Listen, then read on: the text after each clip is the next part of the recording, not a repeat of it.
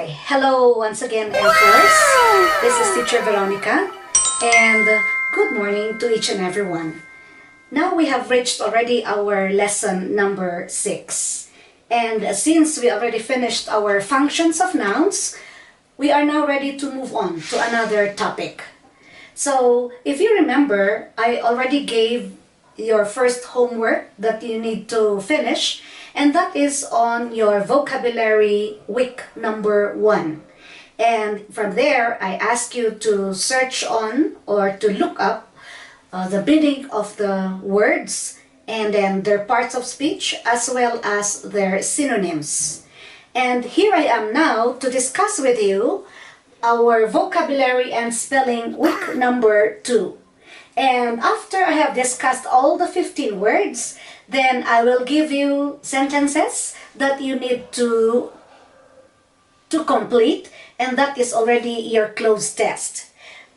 Do it in your notebook or answer these exercises that I'm going to give you after my discussion in your notebook because I'm going to collect them. Okay, so since I will already be finishing 2, we already should have finished 2 vocabulary set of words, then get ready for your vocabulary quizzes and spellings, closed test as well as spelling test when we are going to meet in class. So be sure that you already have done your homework number 1. Okay, so now get hold of your pen and your notebook. So we are going now to start with our vocabulary number 1, week number 2. Okay, so let's have a look at our word acquiesce. Okay, so acquiesce is a verb. Okay, so it is a verb.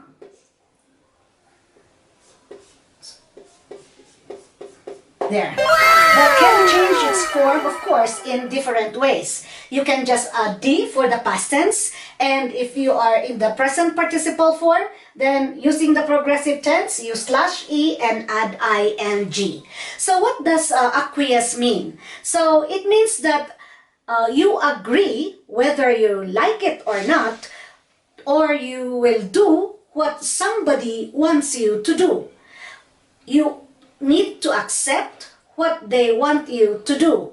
Okay, so this is what you call acquiesce, whether you like it or not. You can't do otherwise. Okay, therefore, so in other words, when we say acquiesce, it means that you're going to agree or express your agreement. Okay, so what are the synonyms of this? It would be like submit, allow, agree, or accept. Now, if you were to use it in a sentence, then we can say, I had to acquiesce in her decision despite my private opinion. Meaning to say, maybe you had doubts. Maybe you really didn't like it, but you can't do otherwise but to say yes to the idea or to the opinion of another person.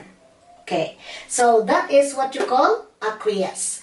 Now, let's have a look also at our vocab number 2, which is animosity.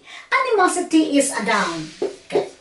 When we say animosity, it is a very strong feeling of disliking somebody or something. So therefore, when you form this word or you use it, you can also change it into its plural form. Because it is a noun, then you can have the plural, which is what you call animosities. Okay. So when you have that kind of feeling of dislike, then you also have that kind of feeling of anger and opposition. You are very bitter. Okay, feeling of bitterness, dislike, hatred, or what you call resentment or hostility. So at times, even then that person is not doing anything wrong to you, still you have that feeling that you don't like him. So here is a question that a person will ask you if he feels that you dislike him or you dislike her, right? So he would ask you, why do you have such animosity? Why do you have such dislike? Why do you have such hatred towards me when I have done nothing to you? So What could be your answer if ever somebody would ask you that? Maybe it's time for you at least to have a short talk, and maybe in that way you will be able to explain why. Okay. So that is what you call animosity. It's a feeling of hatred or a feeling of dislike to somebody else or to something else. Okay. Moving on to our third, we have our acquittal. What part of speech is acquittal? It is a judgment, so of not guilty. So therefore, it is a noun, right? Because, for example, if you committed a crime, and then after the trials that you have undergone, on the very last trial, the judge will now give his verdict, whether you are guilty or not of that crime. So, in the end, he will already give his judgment by saying, not guilty. Therefore, what does that mean? It means you are forgiven from any suit being filed against you. So there is that forgiveness. You are pardoned from that crime. You are cleared from that crime as well. So you are set free and you are to be released. That is what you call acquittal. No more offense or no more imprisonment, because from there you will already be released. That is what you call acquittal. Okay. So, how are we going to use this in a sentence? When there is not enough evidence, a criminal case will usually end with an acquittal. Of course, why should you still stay in jail if, after all, you were granted pardon or the judge proclaimed that you are not guilty of that offense? So from there, you will be released in prison. Okay? So that is what you call acquittal. So I'll give you a minute to copy the sentences as well as the meanings.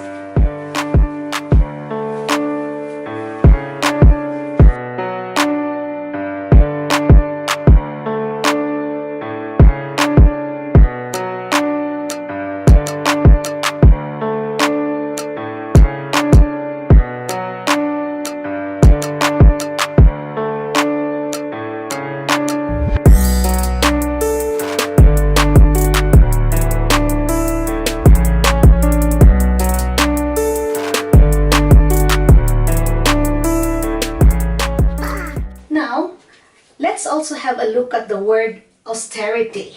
So austerity, as you all know, it is a noun. So we try to write, it is a noun, which is, or this refers to the condition of living without unnecessary things or without what you call comfort in life. Why is that? It's because you only have limited money or you have only limited goods. Therefore, the quality of your life is just plain, simple, and without any comfort. Okay. And when we say austerity, this also refers to a situation in which the standard of the people's living standards in a certain country is tightened. Why? Because of shortages of consumer goods. What are these consumer goods that we're talking about? We are referring to the food, to the clothing, to education, or maybe to health services.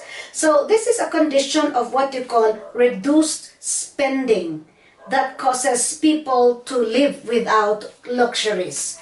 So I think this started in the UK, having austerity measures wherein they tried to cut the budget of the government because of economic difficulties. I don't know if it's still going on up to this time. And at that time, when people already suffered because of this, there is no subsidy coming from the government, or the government cut everything, the budget, they reduced it, the people got angry or they got mad. And so what happened? The people protested in the streets against austerity. Because of course, when you cut the budget, a lot of people will suffer because of that, is it not? Okay, so in this, the synonym would be like plainness, simplicity, or what you call asceticism. This is a vocabulary word that is maybe new to you, but this word refers still just the same to austerity. And what does asceticism mean? It is the practice of a simple life. What is this simple life that we are talking about?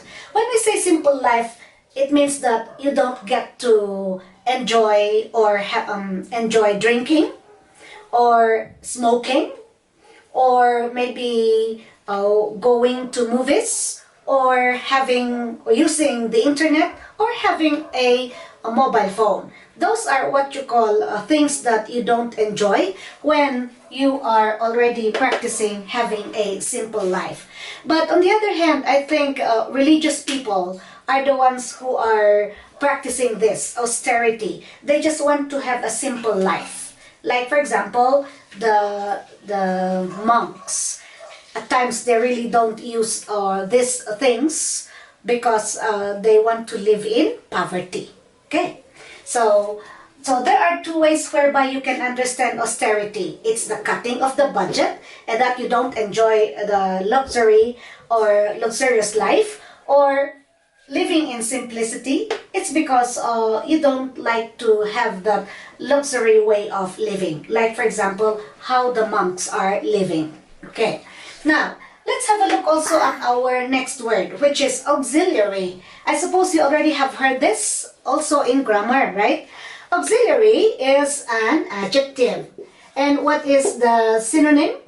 Easier for you to understand if you have the synonym of it, which is supporting and helping. Easy to understand, as well as assisting. So, when we say supporting, helping, assisting, then we can also have it in words like auxiliary staff, auxiliary nurse, auxiliary police, or auxiliary team. What do you mean by this? These are the people who help, or who support, or who assist, okay? The working force in a certain office, for example. So when we say auxiliary, we are talking about, instead of using auxiliary, then we mean supporting staff, supporting nurse, or assisting police, or assisting team. So this is what we meant by auxiliary. Now, in grammar also, we always use this word auxiliary. That's why we have what you call auxiliary verb. And what does this mean? When we say auxiliary verb, we mean, I will borrow that synonym, which is what you call now a helping, helping verb. So what does this auxiliary verb do? It helps another verb. What does this auxiliary staff or auxiliary nurse do? It supports the other nurses in the hospital. Or assisting police, they assist other police, okay, to do their job. So that is just, I think, easier for you to understand. So let's go back to our auxiliary verb, helping verbs. Is it not that when we have a helping verb, we should have another verb that this helping verb helps? And this is no other than the main verb or the action verb. For example of it would be is. Okay, so we have is as our helping verb, and you come in with another verb that it helps. For example, is playing. So therefore, the function of is just to help another verb. That's why this one is called helping verb, or what you call an auxiliary verb. Okay. Now, let's use this auxiliary verb in a sentence, because if we use it in grammar. One example of an auxiliary verb is have. Okay, have is an auxiliary verb. It is a helping verb that is used to form perfect tenses. Remember, perfect tenses are formed by using have, the form of have, which is also has or had, and plus your verb 3, or the past participle form of the verb, and that is the main verb. Okay, so that is what we call auxiliary verb.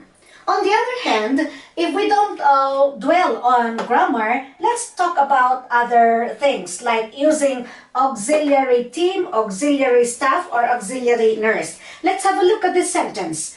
When my grandmother retired, she joined the hospital auxiliary team that visited lonely patients. Maybe her grandmother is a retired nurse, but she wants still to continue her service. That's why she joined a group, and that is now the hospital auxiliary team. And what do?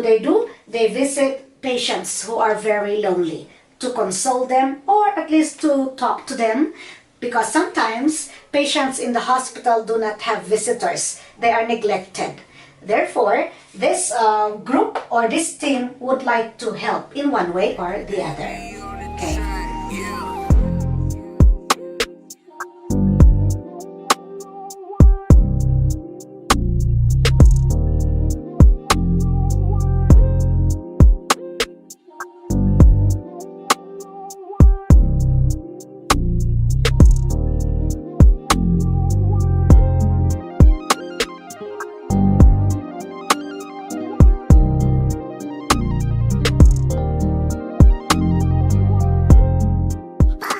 So here we are with our next word, which is accompaniment. Accompaniment is a noun. Okay. So when we say accompaniment, it is the part of a piece of music that will support the tune or the singer singing the song. So in other words, when we say accompaniment, another word that you can immediately remember is the word back up. So that backup will support the singer. So what are these backup that we are talking about?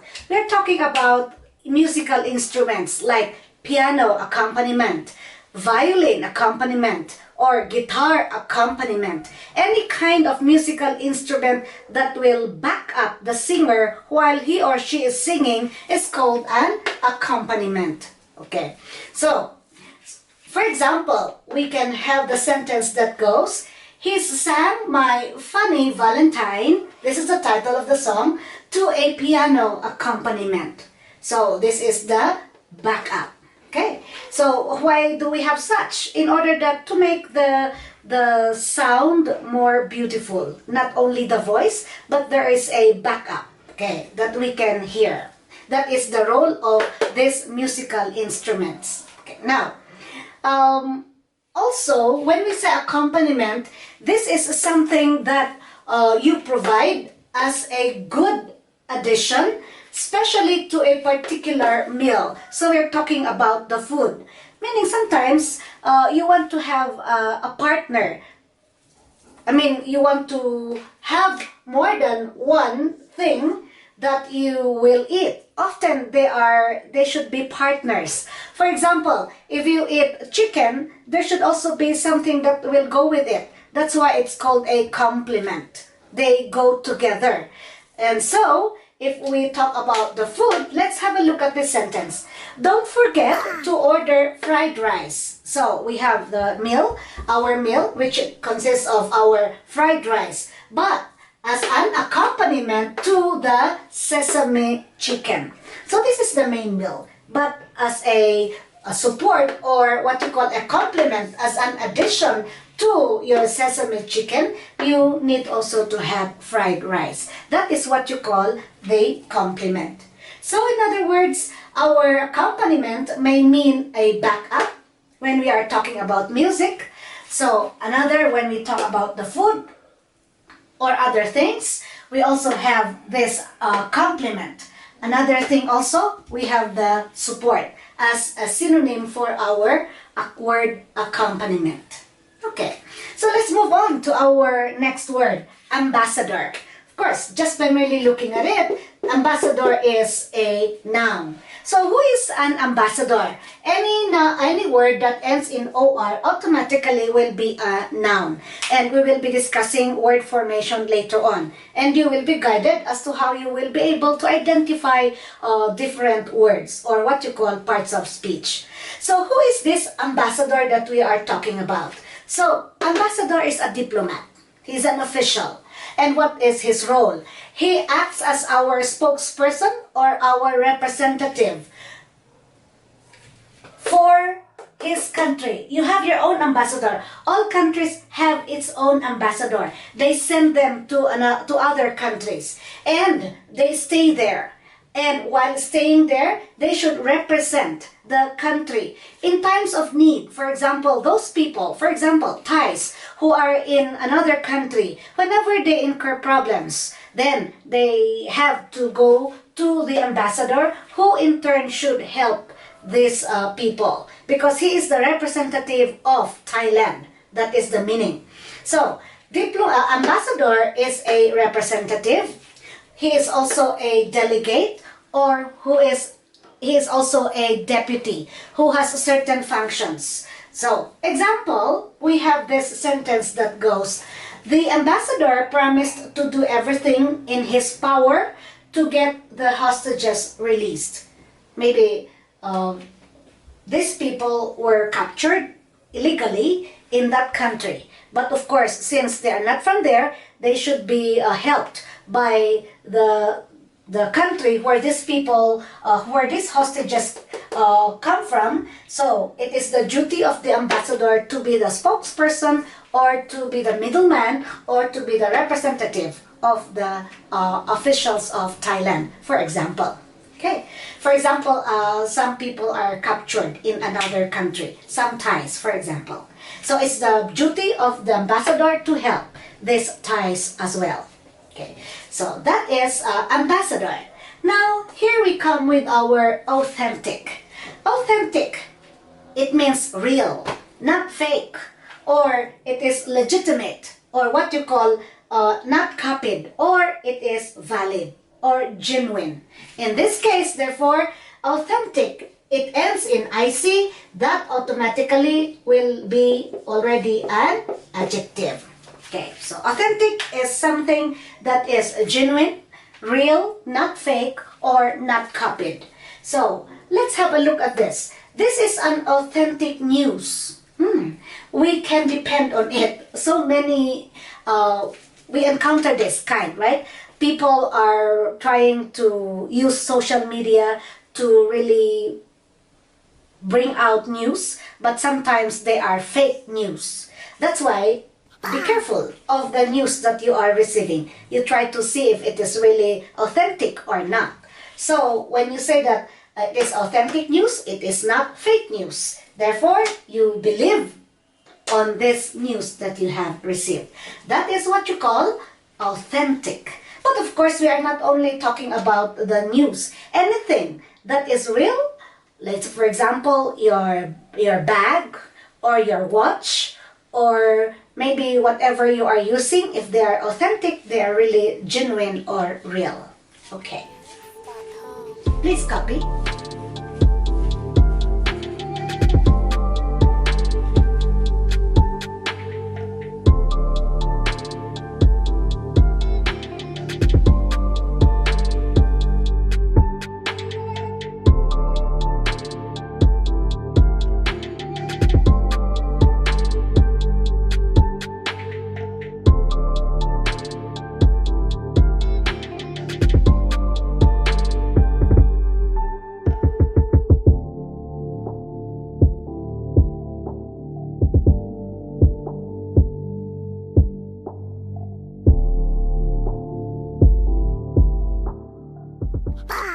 So our next word is benevolent. Benevolent, ending in ENT.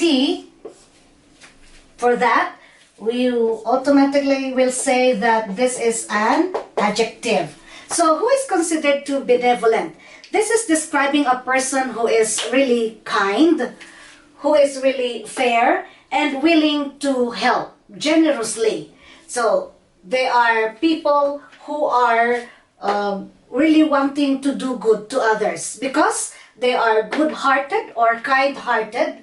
They are compassionate. When we say compassionate, another word for this is merciful. Okay, and also generous or charitable.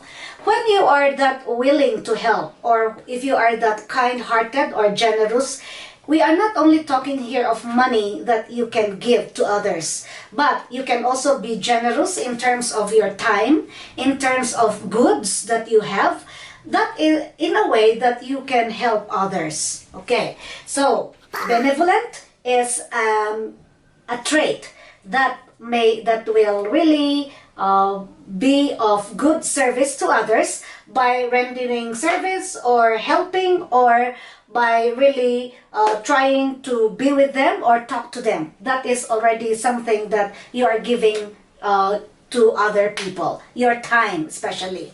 So let's have a look at this sentence. So she was a benevolent woman, volunteering all of her free time to charitable organizations. See?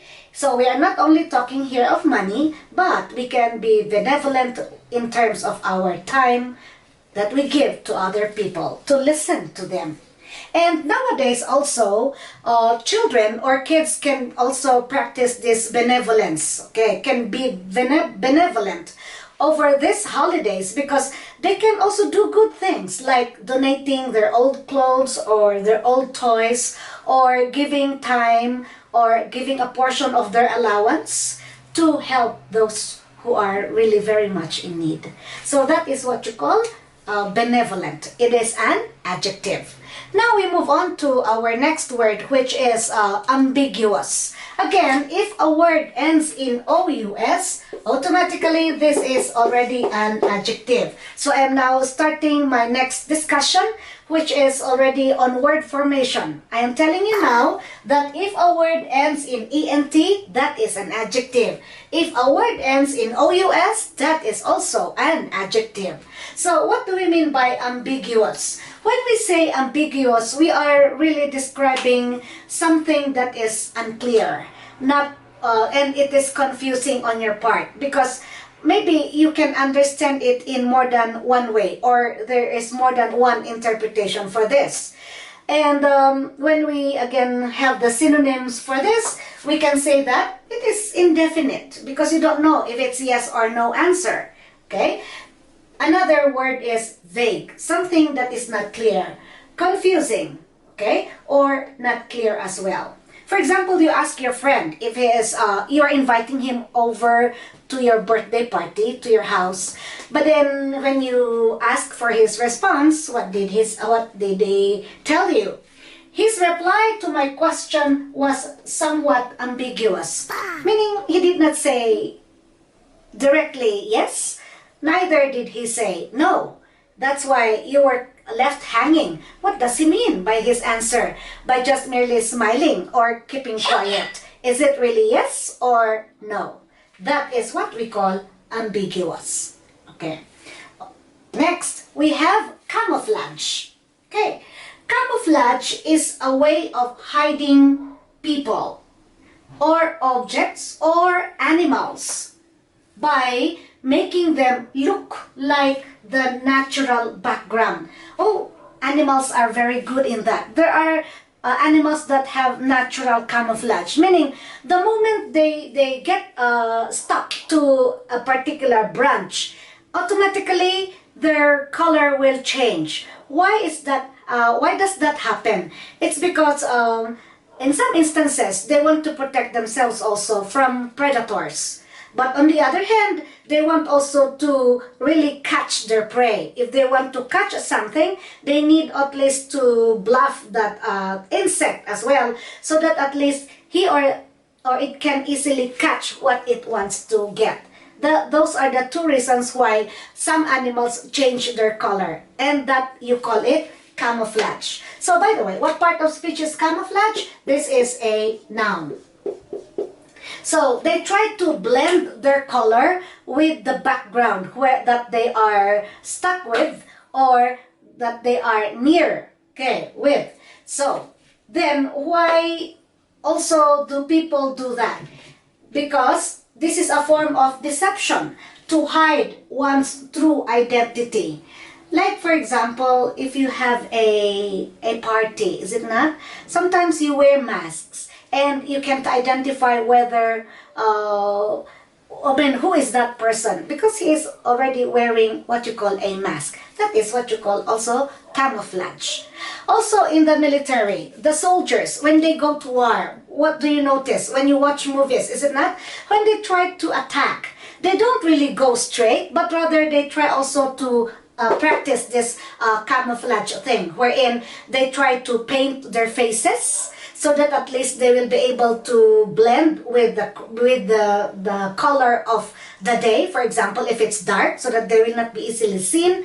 Or another thing, when they crawl, they try to put something on their head, like the leaves, so that at least they will not be easily seen or identified by their enemies. That is, again, a way whereby you camouflage yourself. Okay, so that is done by the military.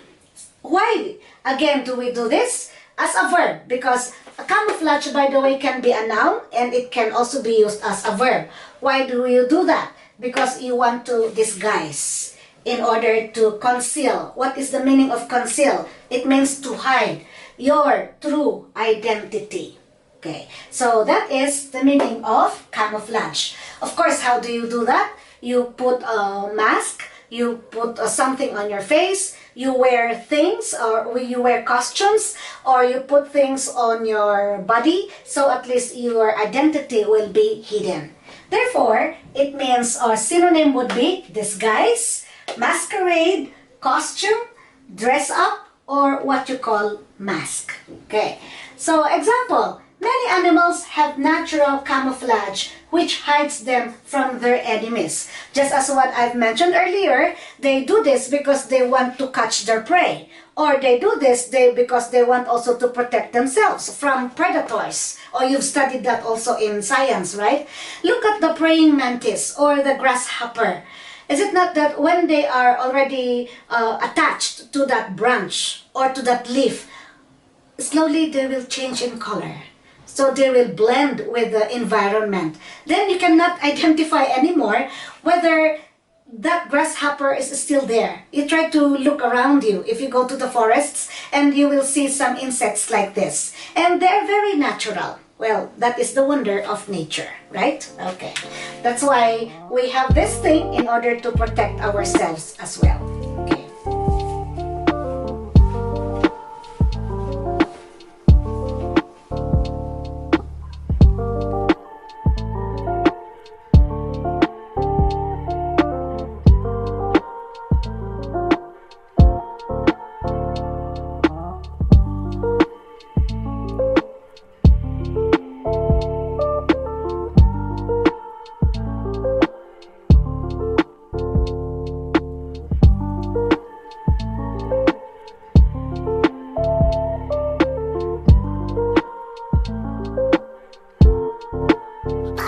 Okay, so our next word is accomplice. Accomplice is a noun, and it can also form its plural form by adding s to it. That's why you can say accomplices. Now, what do we mean by this word accomplices? Accomplice is a person who helps another person in committing a crime. Therefore, we can say that they are partners. And when they are partners, they do the crime together. That's why the synonym of it would be partner, if it's only one, partner in crime, or partners in crime, if there is more than one. So, aside from that, it also means ally, or an associate, or your assistant. For example, this lady was caught by the police because of the crime that she did.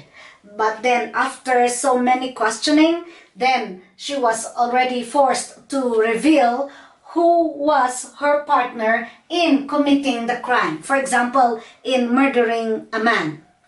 So let's have the sentence that goes, she revealed the name of her accomplice during the interrogation. Interrogation means during the questioning, okay, by the police. Okay. Another sentence, we have the thieves and two accomplices made away with over 10 million in cash, 10 million baht in cash. Maybe they robbed a bank and that's why they were able to get this amount. But of course, you cannot do a crime without what sometimes inside job or without people who will help you. So these are your accomplices. So that is what you call accomplice. Also in your classroom, is it not? Sometimes you have an accomplice in your cheating. Okay, I'm not saying that everyone is doing it, but there are some students who cheat. But there is also another person who is helping that other person to cheat. That is what you call an accomplice. Then let's go to our next, affiliation. Once a word ends in tion, then that is also considered to be a noun. Since it is a noun, it means that it is the act or your involvement or your connection that you have. Whether your connection is in an organization, whether it is religious or what you call political. Then, if you have your connection, sometimes it helps, you know. If you have a lot of connections or affiliations to other organizations, well, you can easily get help or aid from them.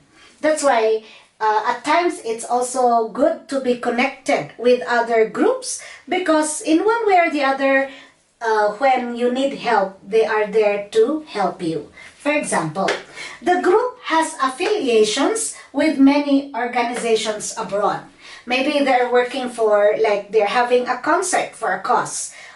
So how will they be helped? Then they have to contact the organizations that they're connected with abroad. And in that way, they can be helped with the project that they are trying to do. Okay. So when we say again affiliation, it means your connection, your partnership, or your relationship to whether to a political organization or to a religious organization. Okay, so here comes a word which is approximately. Approximately, this is ending in ly. Most often, this part of speech is a verb. But it's not a guarantee. It's not always the case that when a word ends in ly, it's automatically an adverb. No, it's not. Okay. So, but in this case, approximately is an adverb. Okay. So, what is this approximately? Well, by merely reading the word itself, you're going to approximate. You are going to estimate, right? So it means that it is close to, but not exactly. Maybe ranging from this 10,000 to 15,000. That is just giving an approximation. Or it is roughly from 10,000 to 15,000. Maybe in between. Okay. Or around, or another word is almost. Okay. Let's say, for example, this sentence. The earth turns through one complete revolution, okay, one complete round, approximately every 24 hours. So that is how we use the adverb approximately in a sentence. Okay, so please copy again.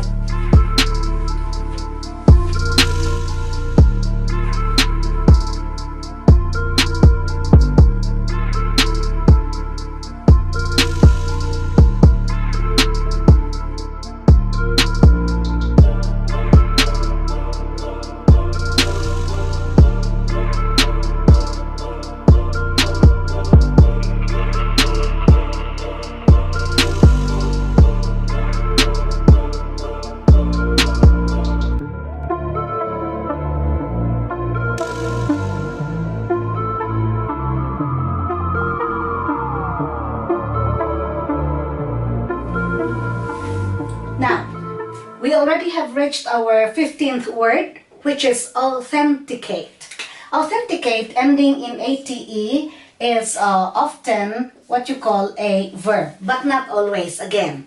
So, authenticate came from the word authentic. And remember, we already came across this word a while ago. Authentic means not fake, not copied, or it is genuine, right? So when we say authenticate, let us just convert it into a verb.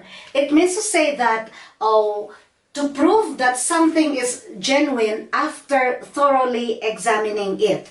So if you thoroughly examine it, then you can state officially that it is true and it is not fake. Now, what is the synonym for this? It means to verify or to guarantee that it is true and real, to certify as well, and also to validate. Well, every time that you make transactions in the banks or in offices and you are going to submit your documents, they need really to authenticate. They need to verify whether these documents are real. And also, on top of that, they would like also to authenticate whether the signature there is really true, or was that really your signature. And that's why, for example, institutions from banks to pawn shops are fingerprinting to authenticate transactions. Okay, so meaning to say some transactions are done whereby they don't only need your signature, but then they need also your fingerprinting. So then if it jives or if they go together, meaning that is really you. That is really your signature. Because fingerprinting it's only you who has this kind of fingerprint. That's why this is really the very valid thing to authenticate something. Okay? So that is what you call authenticate. Now, you have already your 15 vocabulary words, and I hope that you also try to study them, and so that you can do your homework that you need to do in your notebook. So I am going to write 15 sentences on the board, and these sentences will be what you call sentence completion. This is what you call closed test. You're going to write the appropriate vocabulary word on each sentence, but where are you going to answer or to write your homework? It will be in your notebook. And remember, I am going to collect your notebooks. Okay. So with that, I would like to make some changes in your worksheets. You only do your worksheets about functions of nouns. And after that, you don't need to do the other worksheets because you go now to your vocabulary. The other worksheets that I haven't finished will be done, or I will continue that for the next lessons, for the upcoming lessons. So still, you should not really throw away or misplace those worksheets that are already with you, because I will still be using that later on. Okay, for the next lessons to come. I would like still to go on with this vocabulary, so at least we will be able to finish until maybe week 4. Okay, so please copy before your homework.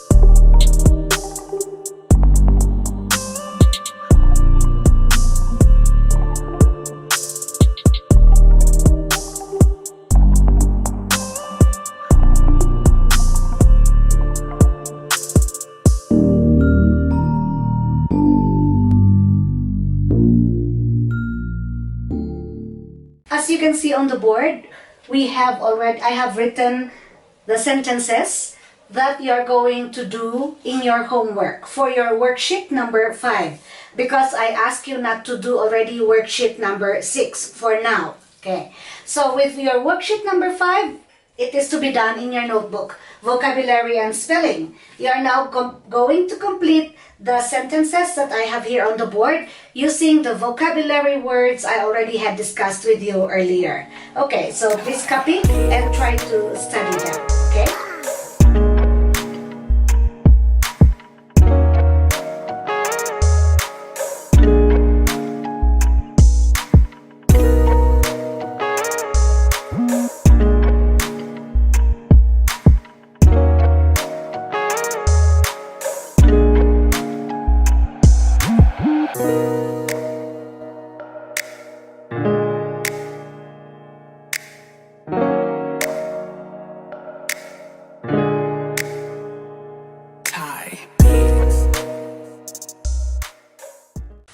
So if I were to read the sentences from 8 to 15, so that at least you can understand it.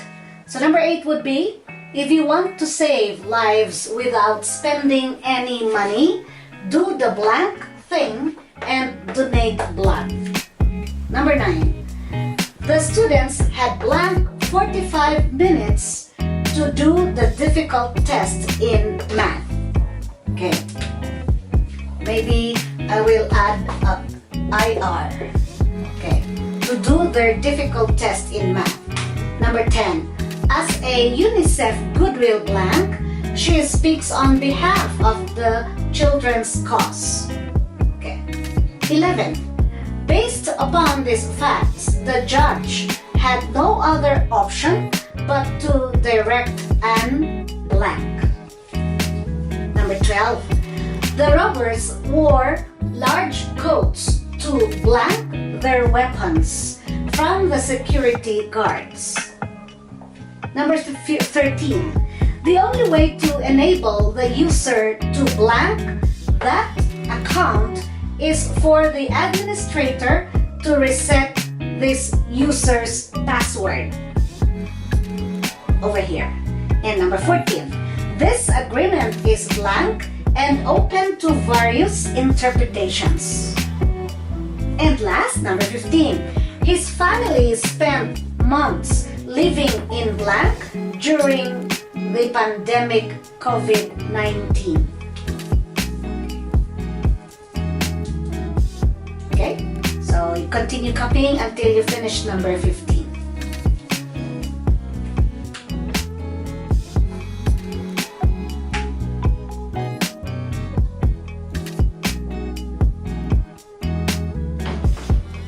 Okay, now that you have already your 15 sentences, it's time also for you to study this sentences I had given, and hopefully you will be able to get perfect. And get ready again for more when I give my quizzes when I meet you in class. Okay? So for this, I would like to say goodbye and see you again for our next class. That would be lesson number 7. Bye-bye. Stay safe, everyone.